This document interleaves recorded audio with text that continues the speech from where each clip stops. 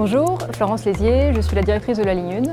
La ligne 1, c'est environ 400 agents au service de nos voyageurs, tant pour la partie transport que pour la partie espace et station.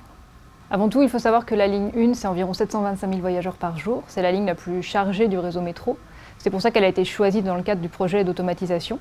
Il faut savoir que c'est une première mondiale, le projet d'automatisation sur un réseau métro sans interruption majeure de service. Une ligne automatique, c'est une ligne qui apporte une très grande facilité d'exploitation au quotidien du fait d'une possibilité de monter en charge assez facile. Quand par exemple il y a une manifestation sportive ou un événement particulier, on peut facilement injecter des navettes supplémentaires et ainsi offrir plus de services à nos voyageurs. Donc, au sein du projet d'automatisation de la ligne 1, il y a 3 composantes essentielles. Tout d'abord, de bons produits qui sont donc fournis par les industriels, un opérateur de transport expérimenté. Et la 3e composante, c'est un intégrateur de l'ensemble des différents systèmes. Siemens a fourni le SAET, donc le système d'aide à l'exploitation des trains, qui est au cœur du fonctionnement du PCC. Et la RATP a été l'intégrateur et l'opérateur de l'ensemble des systèmes. Le PCC, c'est donc le poste de commande centralisé. Il permet de commander l'ensemble des navettes et de superviser l'ensemble de l'exploitation de la ligne. D'ici, en fait, on sait où se positionne l'ensemble des navettes, quel est leur état, comment elles circulent, quelle est leur vitesse. On a également la barre traction en dessous qui nous montre l'énergie électrique de l'ensemble de la ligne. Et au-dessus, il y a l'ensemble des moyens audiovisuels qui nous permettent de voir en temps réel le fonctionnement de la ligne, l'affluence et les différents mouvements éventuellement des portes palières en cas d'incident ou de situation des trains au niveau des quais. Pas de problème, merci. Bonjour à tous, je suis donc Julien Terrocher, responsable de l'activité PCC, donc poste de commande centralisé pour Siemens France, PCC ou ATS, donc poste de supervision. Nous sommes donc dans la plateforme d'intégration système du bâtiment Châtillon où on va valider l'ensemble de nos équipements d'automatisme avant envoi sur le site pour utilisation par le client et bien sûr avant mise en exploitation avec des passagers. Ce qui ne veut pas dire que la plateforme est démantelée. On va bien la garder opérationnelle.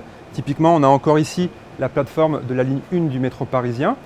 Au cas où notre client, donc la RATP, nous demande des investigations ou des améliorations, et donc elle reste bien opérationnelle. Derrière moi se trouve la plateforme pour le métro d'Alger, la ligne 1. Siemens a déjà réalisé la première mise en service et on est en train de travailler actuellement sur l'extension appelée extension B. Je me retrouve devant les écrans de l'ATS de la plateforme pour le métro Budapest ligne 4 qui est aujourd'hui en service et en exploitation. Par un simple scroll, j'ai une vision complète de la ligne et j'ai ici différents onglets qui permettent d'avoir des vues détaillées par équipement, par fonction. Devant nous, ici, l'ensemble de l'ATS qui va être installé au poste de commande centralisé à New York Pass. Donc ce sont des personnes de Siemens qui valident le système, mais in fine, les opérateurs auront la même vision à l'écran des voies du métro de New York. Par exemple, sur cet écran-là, un opérateur a la vision totale de sa ligne en temps réel d'un terminus jusqu'à un autre.